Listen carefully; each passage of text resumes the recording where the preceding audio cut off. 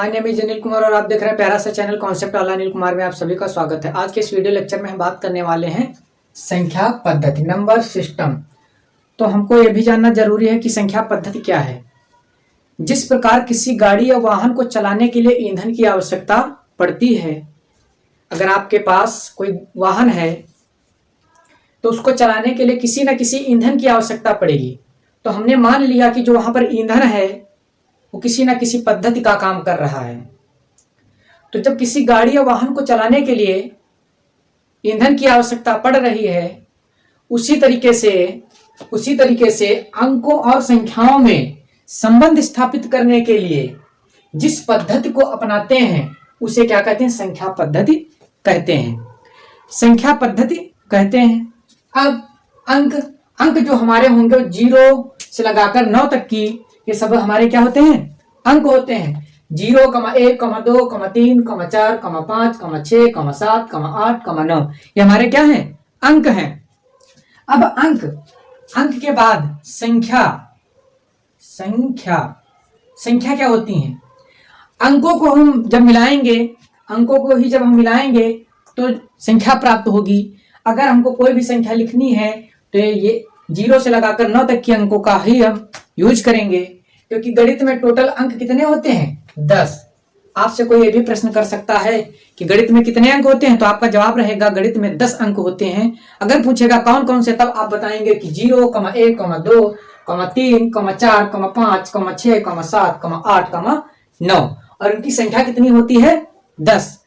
संख्या जो बनेगी वो इस जो ये अंक दिए गए हैं इन्हीं के यूज से बनेगी। अगर हमको कोई संख्या बनानी है, मान लिया हमने 10 बनाया, तो यहाँ पर 0 भी हमारा अंक है और 1 भी हमारा अंक है।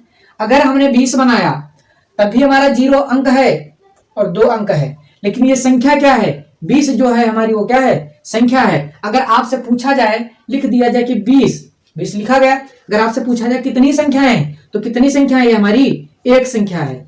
कितनी संख्याएं हैं? इसके बाद जानते हैं प्राकृतिक संख्याएं। प्राकृतिक संख्याएं 1 से लगाकर अनंत तक की सभी संख्याएं जो होती हैं वो हमारी कौन सी संख्या होती हैं? प्राकृतिक संख्याएं। तो 1 से लगाकर अनंत तक की तो कौन कौन सी संख्या होगी? 1, 2, 3, 4, 5, 6, डैश डैश डैश डैश अनंत। तो हमारी प्राकृतिक संख्याएं होंगी। प्राकृतिक संख्याओं के बाद अब हम जानते हैं पूर्ण संख्याएं।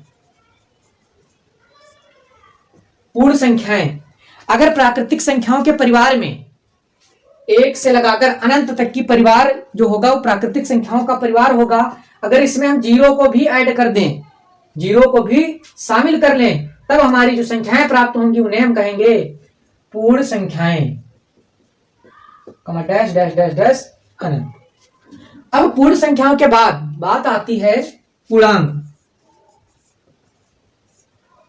पूर्णांक क्या होते हैं? जो माइनस की पूर्ण संख्याएं होंगी और प्लस की पूर्ण संख्याएं होंगी, उन्हीं के मेल से, मतलब जो टोटल माइनस की पूर्ण संख्याएं होंगी और प्लस की पूर्ण संख्या होंगी, उन्हीं सारी संख्याओं को हम क्या कहेंगे? पूर्णांक। कितने प्रकार के होते हैं? 2 प्रकार के होते हैं, धन पूर्णांक और ऋण पूर्णांक। धन पूर्णांक जो होंगे हमारे वो 0 से क्या होंगे? बड़े।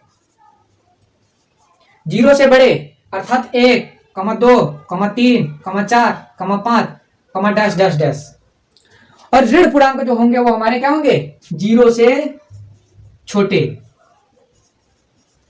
0 से छोटे सभी पूर्णांक हमारे ऋण पूर्णांक होंगे। वो कौन कौन से होंगे? -1, -2, -3, -4, -5, डैश डैश डैश। 0 से छोटे सभी पूर्णांक ऋण पूर्णांक होंगे और 0 से बड़े सभी पूर्णांक धन पूर्णांक होंगे। इसके बाद बात करेंगे हम सम संख्याएं। सम संख्याएं कौन सी संख्याएं होंगी? जो 2 से पूरी तरह विभाजित हो जाए उन्हें हम क्या कहेंगे? सम संख्याएं। ऐसी संख्याएं जो 2 से पूरी तरह विभाजित हो जाएं उन्हें सम संख्या कहते हैं। ऐसी संख्याएं जो 2 से पूरी तरह विभाजित हो जाए उन्हें हम क्या कहते हैं? सम संख्याएं कहते हैं। तो 2 से पूरी तरह विभाजित होने वाली कौन कौन सी संख्या हैं? अगर एग्जाम्पल लिखें तो 2, 4, 6, 8। 2 से विभाजित होने वाली हमारी कौन कौन सी संख्याएं हैं? 2, 4, 6, 8।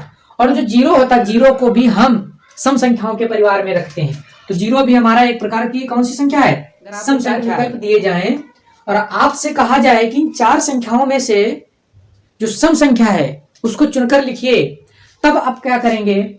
उस संख्या को उठाएंगे, जो चारों संख्याएं होंगी उनमें आप देखेंगे जो इकाई का अंक होगा, यूनिट डिजिट, अगर वो इन 5 अंकों में से कोई भी एक अंक है तो वो हमारी सम संख्या होगी। कहने का मतलब यह है कि जो इकाई का अंक है वो सम होना चाहिए, अर्थात 0, 2, 4, 6, 8 में से कोई एक अंक अनिवार्य होगा, तभी वो हमारी संख्या कौन सी संख्या होगी? सम संख्या होगी। सम संख्या के बाद बात आती है विषम संख्या। विषम संख्याएं, विषम संख्याएं कौन सी होंगी? आपको ये जो शब्द लिखा हुआ है, ये यहां पर लिखा हुआ है सम, मतलब 2 से भाग लगे। विषम, सम का विपरीत है विषम। अब जब सम का विपरीत विषम है तो यहां पर इसका काम भी उल्टा होगा। अगर ये 2 से पूरी तरह विभाजित हो रही हैं तो ये जो संख्याएं होंगी वो 2 से पूरी तरह विभाजित नहीं होंगी। अर्थात ऐसी संख्याएं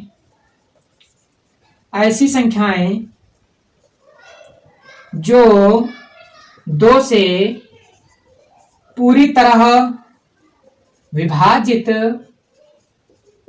ना हो उन्हें विषम संख्याएं कहते हैं। ऐसी संख्याएं जो 2 से पूरी तरह विभाजित ना हो उन्हें हम क्या कहते हैं? विषम संख्याएं। अगर हम उदाहरण देखें तो सबसे छोटी विषम संख्या हमारी होगी वो 1 होगी। 1 क्यों होगी? क्योंकि 1 जो है वो 2 से विभाजित नहीं होती, इसलिए 1, 3, 5, 7, 9, 11, 13, डैश डैश डैश, इसी तरीके से चलती रहेंगी। तो ऐसी संख्याएं जो 2 से पूरी तरह विभाजित ना हो, इसका मतलब यह है कि अगर 2 से भाग लगाया जाएगा तो कुछ ना कुछ शेष अवश्य प्राप्त होगा। तो ऐसी संख्या हमारी कौन सी संख्याएं होंगी?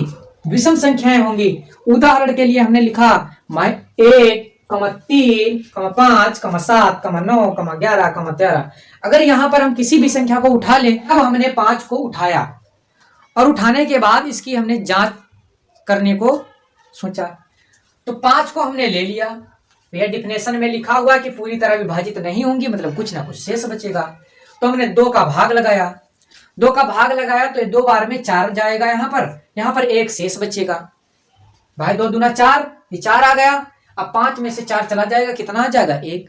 अब यहाँ पर स्पष्ट हो रहा है कि यहाँ पर शेषफल 1 बच रहा है, अर्थात 2 से पूरी तरह विभाजित नहीं है, इसलिए हमारी ये कौन सी संख्या है? विषम संख्या है। तो 5 हमारा क्या है? विषम संख्या है। आज के वीडियो लेक्चर में बस इतना ही। मिलेंगे अगली संख्याओं और अगले वीडियो लेक्चर के साथ। तब तक के लिए जय हिंद, जय भारत।